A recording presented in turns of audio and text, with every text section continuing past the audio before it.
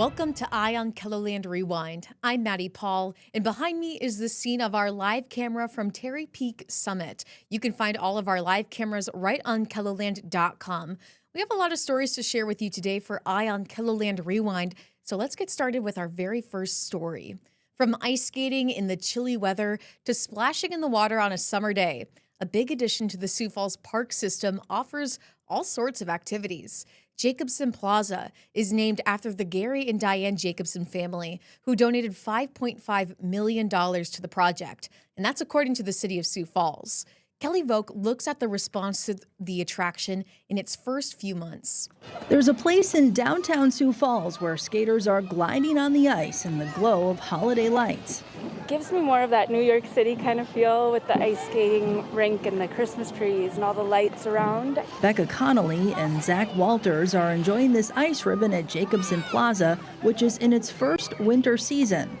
Obviously family friendly, it's inexpensive, and it's a great way to get outside for people that, might be just sitting at home. 9-year-old Shelby Vars rates the ice ribbon as awesome. Because I do ice skating lessons, and getting to do like a different rink is really cool. This refrigerated rink started welcoming ice skaters on November 21st. In about 1 month's time, nearly 6,000 ice skaters from South Dakota and beyond had visited the ribbon. I mean, we're talking to people from Minnesota, Nebraska, Arizona. The other day we had someone in from Dresden, Germany talking with us. So internationally we're getting known, and then also local people as well. So we have a great mix of both community members and visitors. During the warmer months, the ribbon can be used for other activities. During the winter, we do have the ice, but during the summer, we do offer rollerblading and roller skating for rental as well as it's a great walking path. The plaza also features a restaurant, splash pad, all-inclusive playground, a dog park, all of which opened earlier this year. Talks about creating some type of facility like Jacobson Plaza started years ago. I know it was around COVID time when we first started kicking around the idea, because the thought or the need for more year-round recreation and more opportunities for people to be active in the wintertime came out of our system plan that was adopted in 2020. Over time, ideas and plans started to develop for Jacobson Plaza, which has received public and private funding. The Jacobsons inspired the Lloyd family to give to the project. Pat Lloyd loves seeing people use the plaza. The people are what make a downtown great. And this is a place that people gather, and they can come and enjoy, people of all ages, families, young people, visitors that are coming, and they can have fun winter, spring, summer, fall. It's just been a fantastic response from the community as well as visitors to the city as well. For skaters Connolly and Walters, this isn't their first time experiencing the plaza, and it won't be their last. It's almost a third space in some sense, where people can go and just get away from their house, get away from work and stuff like that, and just have a good time. A good time any month of the year. That was Kelly Vogt reporting. The city says that the total cost for the project was about $19 million, and more than $8 million of that total came from donations.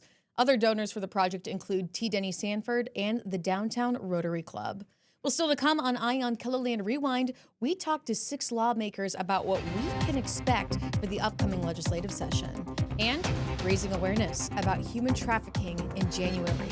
We'll explain more when we come back after the break. Stay with us. You're watching Eye on KELOLAND Rewind.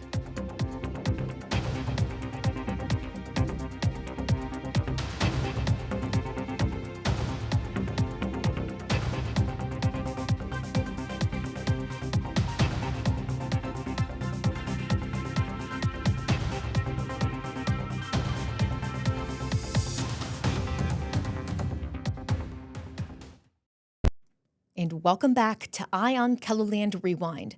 South Dakota's 2026 legislative session will begin on January 13th.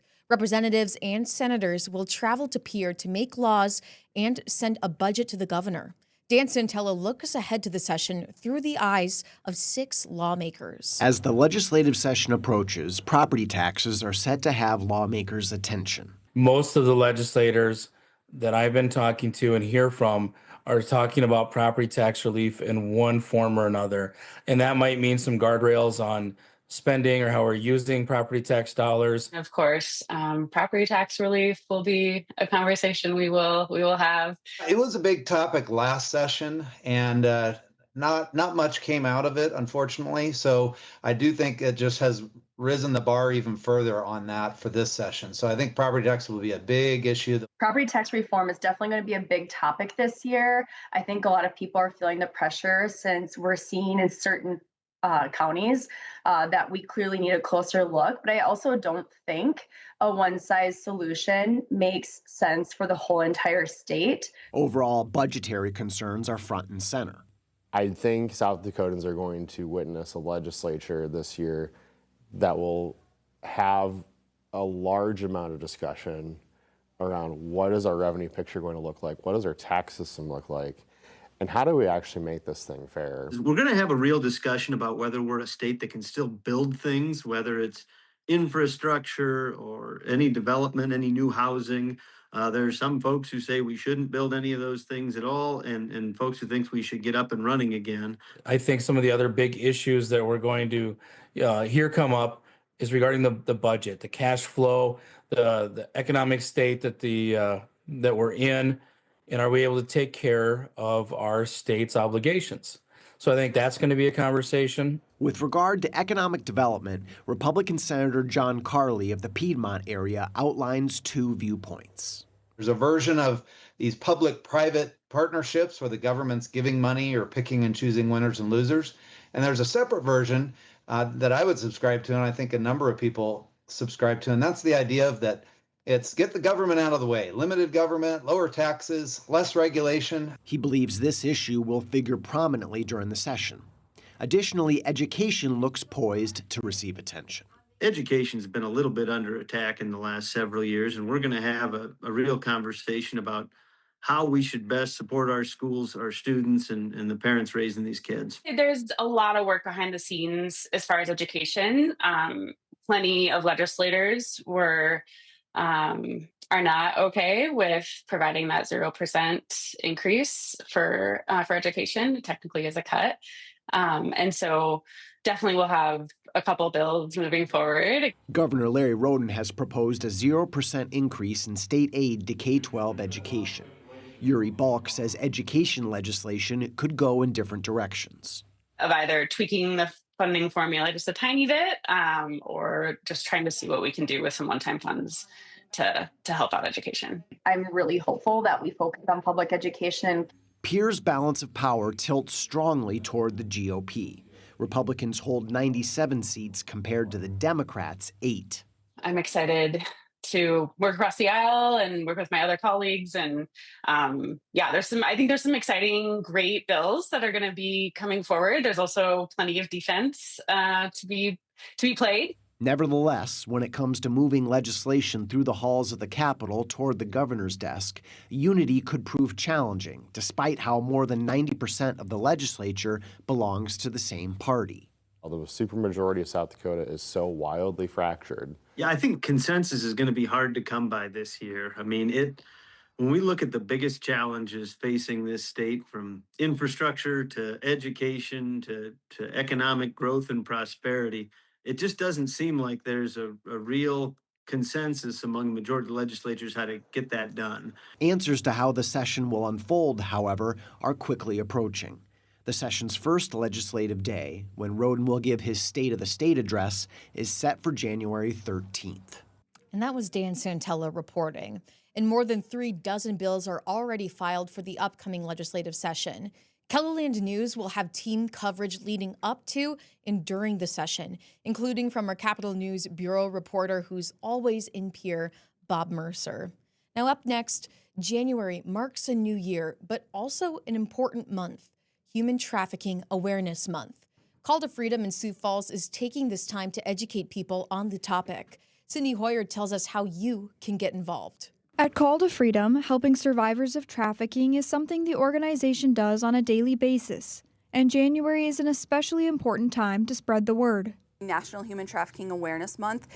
It is just that. We here at Call to Freedom believe education is power. And so no matter what age you are, there's an opportunity to be educated on this subject. Call to Freedom offers resources to help survivors get back on their feet. Lyra is the director of Marissa's House. Marissa's House is our transitional living. So we have a 12-unit complex. 1, 2, and 3 bedrooms where we focus on moms, survivors of human trafficking, reuniting with their children. The organization is also home to Clothed by Grace, a closet full of clothes for different ages and sizes. The clothes are donations from the community. Whether they need an outfit for an interview, they came in with just the clothes on their back, they need clothes for their kids, shoes, whatever they need. They also seek to help connect clients with any resources they may not have within their walls. Sometimes that looks like mental health support, substance abuse, whatever that may look like. We just want to walk alongside that survivor and whatever they need. Aside from staff, volunteers also step in. My husband and I, we volunteer on a regular basis here. We're part of the moving team. And I just have to say that one of the most amazing things that we get to be a part of is moving survivors into a new apartment. That is like the coolest thing ever. Cool is also partaking in a trafficking awareness event. It's a fundraising workout that will benefit survivors of human trafficking. The employees at Call to Freedom actually picked 7 survivors who are well along in their journey. They're doing amazing, and they asked for things such as one of them wanted a minivan. She's a single mom with a whole bunch of kids, so we would be able to buy her a used minivan. The fitness class is online via Zoom. In order to help fulfill all 7 goals, Cool asks that people donate $10 if they join. All they need is some dumbbells and a sturdy chair, and they just join the workout. And even if they don't want to join the workout, they can still Venmo us at Mega Strong Fitness, or they can donate through the Call to Freedom website. And as 2025 becomes 2026, Call to Freedom is experiencing change as well. We do have a Rapid City office now, just opened that this last month, and we do have a case manager out there. And so our goal is to come alongside the providers in Rapid City that are doing the work already to come help. Spreading more of their message is another goal for 2026. It's actually our goal this next year to provide more parent and caregiver trainings because we are getting so many referrals on youth and online exploitation. Call to Freedom says they helped 527 clients in 2024. And as one year ends and another begins, they are prepared to help every person who walks through their doors. That was Sydney Hoyer reporting. And still to come on Eye on KELOLAND Rewind, we'll hear more about resolutions and expectations for 2026 from you, everyone around the KELOLAND area. We're going to explain and show you more when we come back after the break. You're watching Eye on KELOLAND Rewind.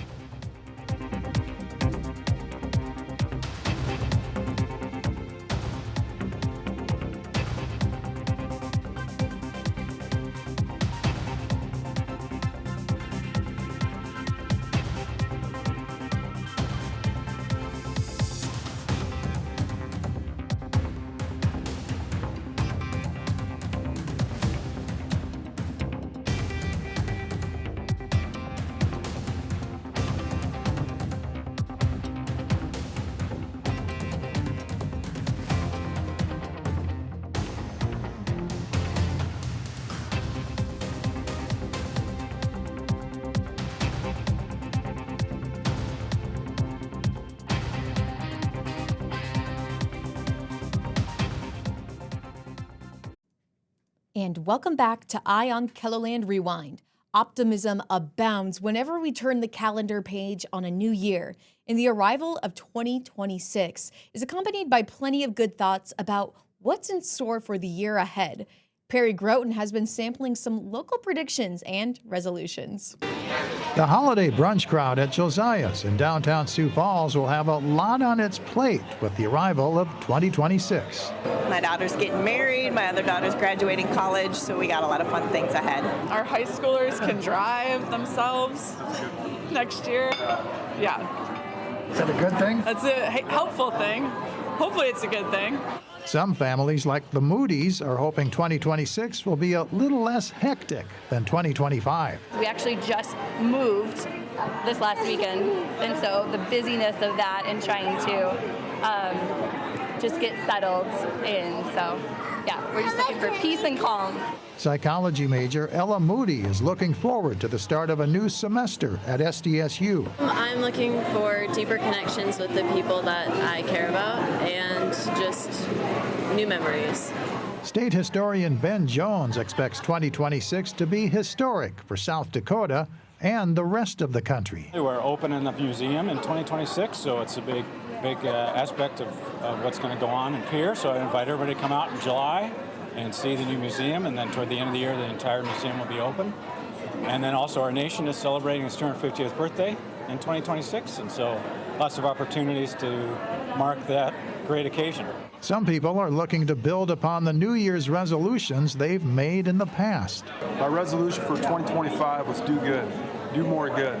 And I want to be intentional about doing even more of that in 2026. Others are focusing on their physical and financial health. My mantra for the year 2026 is not to settle. And what that looks like is like pushing yourself professionally to achieve your goals, pushing yourself personally. And for me, that looks like more fitness. So I just ran a marathon last year. And this next year, I want to do more with like weightlifting. Others are striving to live in the moment and not be caught up in the uncertainties of the future. Appreciating the present versus planning more for the future. Embracing today more than worrying about tomorrow. 2026 has some people thinking ahead to local politics as well as what might unfold globally. I hope a lot more peace, a lot less war. I hope some of these conflicts really come to an end in the world. That's what I would hope. I think within our city, it's going to be interesting to see how the mayor race turns out with Mayor Ten Aiken stepping down after his 2 terms. That'll be a big thing for our city. And, beyond that, I think we got a good community to just keep growing the good stuff that we have going on. Some parents are having a tough time saying goodbye to 2025. When you have kids, like, you're just like, oh, we're done. That year's done. The year where they're 14, 10, and 8 is done. And you just feel like, time goes by really quickly. And at some point, 2026 will also seem to go by in a blur. But in the meantime, there's a lot to look forward to and to strive for over the next 12 months. Just be a better person overall. That was Perry Groten reporting. And he wanted to mention that some of the people he spoke to said they're reluctant to make New Year's resolutions because they don't want to deal with the added stress of trying to stick to the resolutions. Fair enough. That's kind of how I'm feeling this year, too. But Happy New Year to everybody. But stick around for Eye on KELOLAND Rewind. We still have one more story to get to, and it's about to get tasty. We're getting a taste of this year's burger battle. Find out about what's new and get people most excited about when we return for Eye on KELOLAND Rewind.